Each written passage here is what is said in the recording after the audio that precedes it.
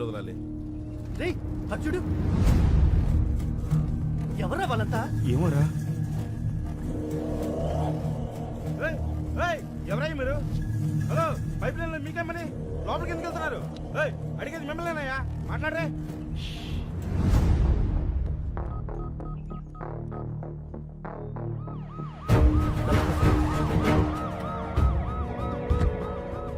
నువ్వేనా లైన్ మ్యాన్వి? అవును సార్, ఉదయం 5 గంటలకే నీళ్ళు వదలాలి. ఇప్పటికే చాలా లేట్ అయింది సార్. పైకి చూడవా సార్.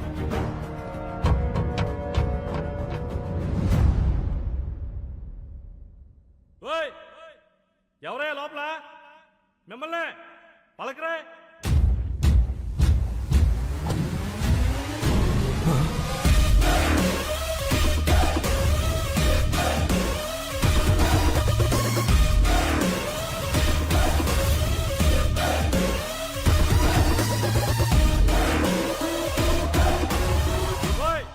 ఏం చేస్తారా మీరు లోపల? బయట రండి. వస్తారా నేను రమ్మంటారా? ఇదిగో పోసుకోవడానికి పెట్రోలు, తీసుకోవడానికి అగ్గిపెట్ట. మొత్తం మేము 25 మంది ఉన్నాం. నువ్వు కూడా వస్తే 26. కలిసిపోదాం. ఏమైందయ్యా? సార్, లోపల 25 మంది ఉన్నారు. అందరూ ముసలోళ్ళే సార్. పెట్రోల్ క్యాన్ చూపించి సూసైడ్ చేసుకుంటామని బెదిరిస్తున్నారు sir. Sir sir sir city మొత్తం వాటర్ బ్లాక్ చేశారండి సార్. ఇక్కడే కాదు, హిమాయత్ సాగర్, నిజాం సాగర్, సింగూరు, ఏ పైప్ లైన్ చూసినా ఇలాగే ఉన్నారండి సార్. ఈ రోజు సిటీలో నీళ్లు రాక ప్రజలు ఇబ్బంది పడుతున్నారు. కారణం ఏంటన్నది ఇంకా తెలియలేదు. Good morning sir. ఎవరైనా బయటకు వచ్చారా? రాలేదు సార్. 50 కిలోమీటర్ల పైప్ లైన్ సార్. పగలగొట్టి ట్రై చేద్దామంటే మళ్ళీ దాన్ని రీప్లేస్ చేసిన వరకు సిటీలో వాటర్ ఉండదు సార్. చాలా రోజులు పడుతుంది. ఎవరై ఇదంతా చేస్తుంది? నీరూరు శంకర్ సార్. ఈ మందంతా ఆ ఊరులో ఉంటారు. రైతులకి పోయే కాలం వచ్చిందయ్యా. ఇంత క్రిమినల్ గా ఆలోచిస్తున్నారు. రెస్పాన్స్ అదిరిపోయిందనా? ఆహా, న్యూస్ ఛానల్స్ అని ఇక్కడే ఉన్నాయి. అంతకంటే పెద్ద న్యూస్ ఏంటంటే మీది కూడా ఒక న్యూస్ ఏనా అని ఎవరైతే మనల్ని హ్యాండిల్ చేశారో ఆ ఛానల్స్ అన్ని బయట వెయిటింగ్ అన్నా. ఇంగ్లీష్ ఛానల్స్ కూడా వస్తున్నాయి అన్నా. మంది ఇప్పుడు నేషనల్ ఇష్యూ. మనకు కావాల్సింది ప్రచారం కాదురా, పరిష్కారం. కదలాల్సింది మీడియా కాదు, జనం. అది రేపటి నుంచి మొదలవుతుంది. చూస్తూ ఉండు.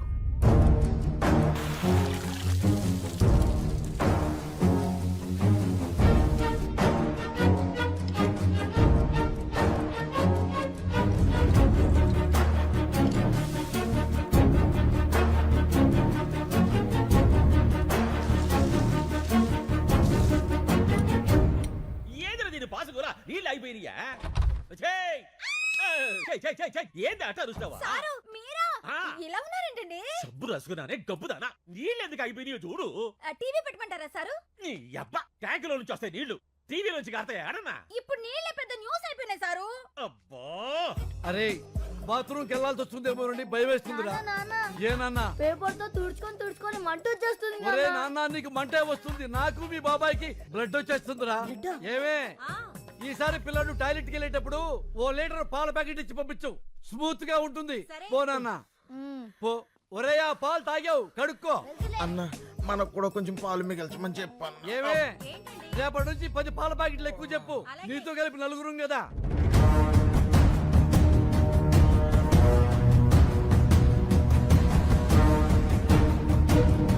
రెండవ రోజుకు చేరిన నీళ్ల కష్టాలు. హైదరాబాద్ లో ప్లాస్టిక్ బిందెలకి ఫుల్ డిమాండ్. మూలన పడేసిన పాత బిందెలను బయటకు తీసి అపార్ట్మెంట్లపై విరుచుకు పడుతున్నారు నగరవాసులు.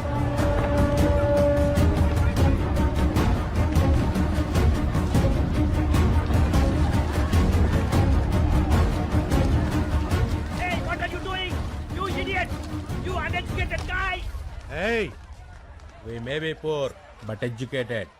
Mind your Tang. 3వ రోజు కూడా సిటీలో ఇదే పరిస్థితి. నీటి కోసం లూటీలు, దోపిడీ. 20 రూపాయల వాటర్ బాటిల్ ని బ్లాక్ లో 200 రూపాయలకు అమ్ముతున్నారు. ఈ సిచ్యువేషన్ మీద సిటీ జనాల స్పందన విందాం. ఆ పల్లెటూరి వాళ్ళ ప్రాబ్లమ్స్ కి మాకు సంబంధం ఏంటండి? మమ్మల్ని ఎందుకు హెరాస్ చేస్తున్నారు? అన్యాయం జరిగితే దానికి ఒక ప్రొసీజర్ ఉంటుందండి. ఇలా పల్లెటూళ్ళు వదిలేసి మా పైపులో కూర్చుంటేలా? ఇవన్నీ సిటీ ఒపీనియన్స్ అయితే తెలుగు రాష్ట్రాల్లోని పల్లెటూళ్ళు ఏమంటున్నాయో విందాం. బిందులు పట్టుకుని 10 మైళ్ళు పోయి నీళ్లు తెచ్చుకుంటున్నాం. ఆ కష్టం ఏదో మీకు తెలియాలే. వ్యవసాయానికి నీళ్ళు లేక కదయ్యా ఉన్న ఊరుదులు పెట్టి ఈ సిటీకి వచ్చి ఇష్టం లేకపోయినా ఆటో నడుపుకుంటుంది.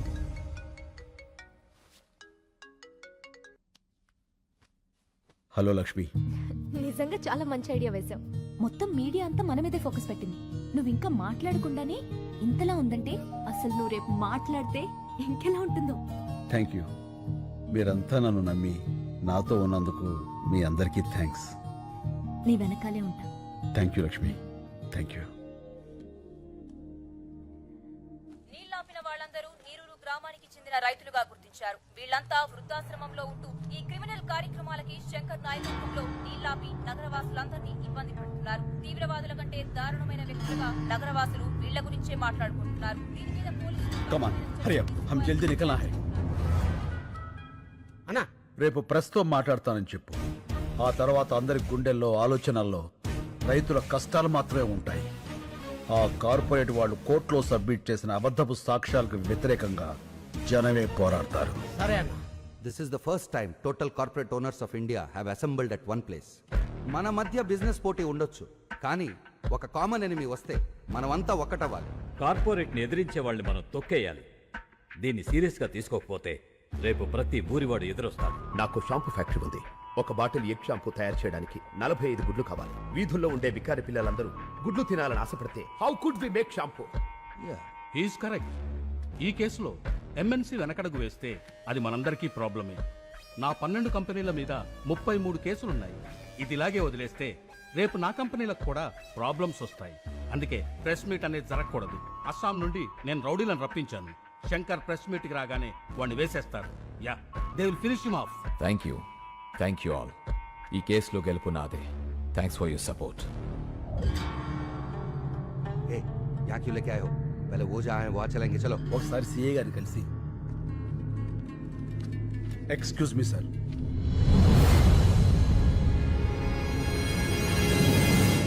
సార్ మీతో కొంచెం మాట్లాడాలి. కూర్చో. Thank you sir.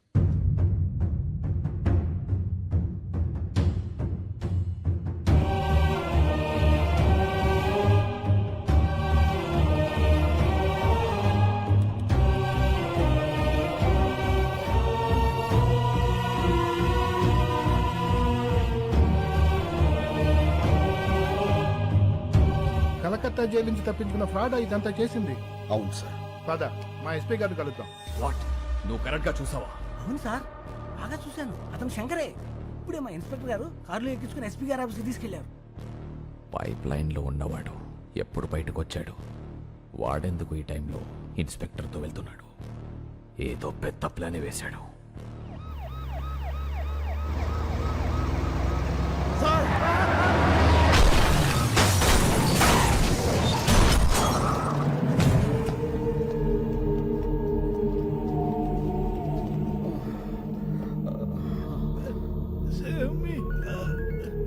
Hello sir, ఏమైంది?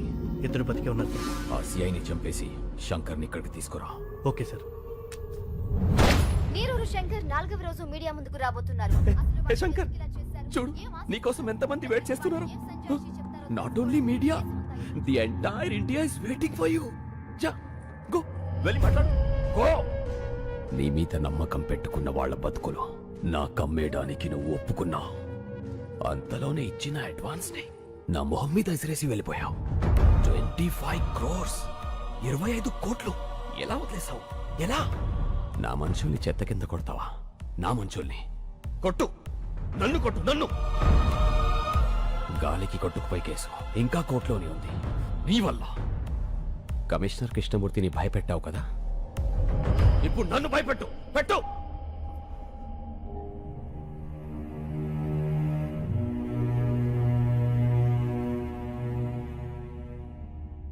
వాళ్ళు మాట్లాడతారా? వాళ్ళు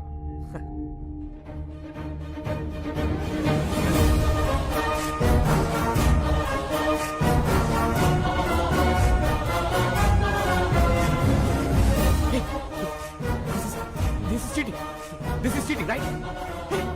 Is this right? అవును సార్, లైవ్. నమస్కారం. వచ్చినందుకు మీ అందరికీ థ్యాంక్స్. అడగండి. ఏంటండి అడిగేది? అసలు ఏంటి న్యూసెన్స్? మీ వాళ్ళ సిటీ అని సఫర్ అవుతుందో తెలుసా? Bloody village brutes. ఏమన్నారు? విలేజ్? ఒకసారి ఇటు వస్తారా? ఏంటి? మీరు పుట్టింది ఎక్కడ? ఇక్కడే, కోటి. మీ నాన్నగారు? ఖమ్మం. వాళ్ళ నాన్నగారు? గుంటూరు పక్కన కొల్లూరు. అంటే విలేజ్. మీ మాటలో చెప్పాలంటే మీ తాతగారు ఒక విలేజ్ బ్రూట్. అంతేగా మీ పట్నాలు మా పల్లెటూళ్ళకు పుట్టిన పిల్లలు. అమ్మ చచ్చిపోతున్నా పట్టించుకొని పిల్లల్ని ఏమనాలి, ఏం చెయ్యాలి? మేము విలేజ్ బ్రూట్స్ కాదు, విలేజర్సే మీ రూట్స్. బూతులాపి భూమి మీద నిలబట్టం నేర్చుకో. వెళ్ళు. కరెక్ట్ గా చెప్పావన్నా. రైతు ఈ నేల మీద నాగలి పట్టాకే నాగరికత మొదలైంది. అంత ప్రాచీన చరిత్ర రైతుది. మీలో ఎవరికైనా ఒక బియ్యపు కింద తయారవటానికి ఎన్ని రోజులు పడుతుందో తెలుసా? తెలీదు.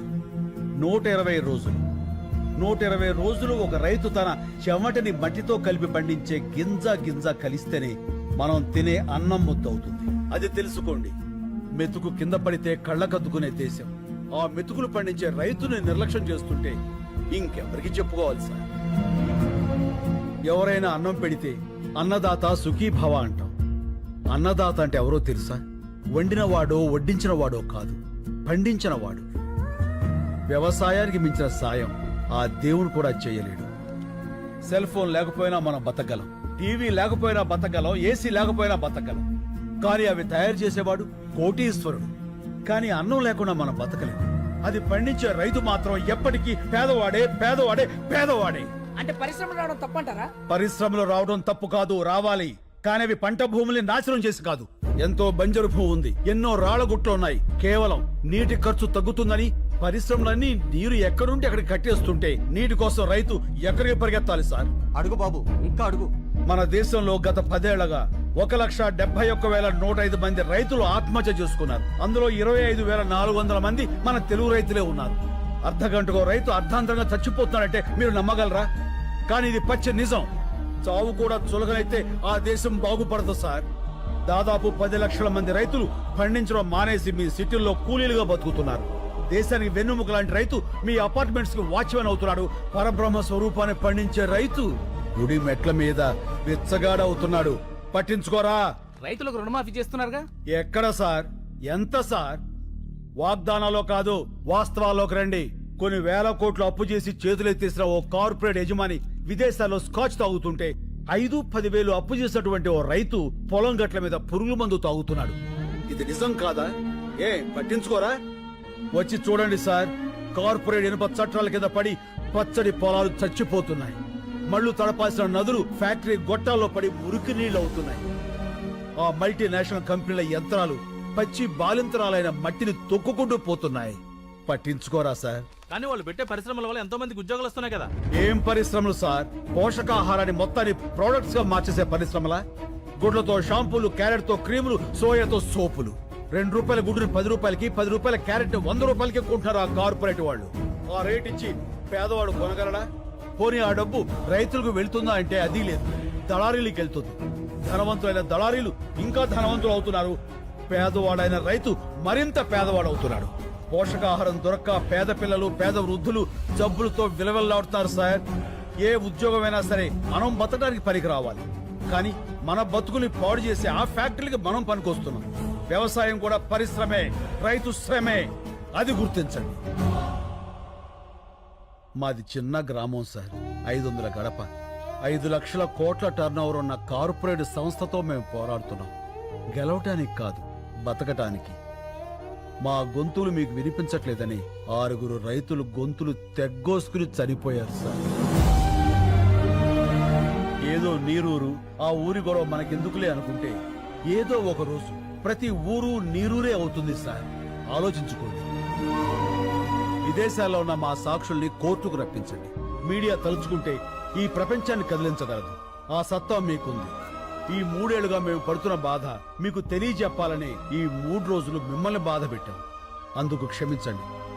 మేము చేస్తున్న ఈ పోరాటం మీకు న్యాయం అనిపిస్తే దయచేసి సాయం చేయండి ప్లీజ్. శంకర్ గారు, జర్నలిస్ట్ అంటే కేవలం రిపోర్టర్సే కాదు సార్, న్యాయానికి సపోర్టర్స్. ఇప్పటిదాకా మేము టీఆర్పీల కోసం పనిచేశాం. మా పని మేము కరెక్ట్ గా చేస్తే ఎలా ఉంటుందో ఇప్పుడు చూపిస్తాం. సాక్షులు వస్తారు, రైతు గెలుస్తాడు.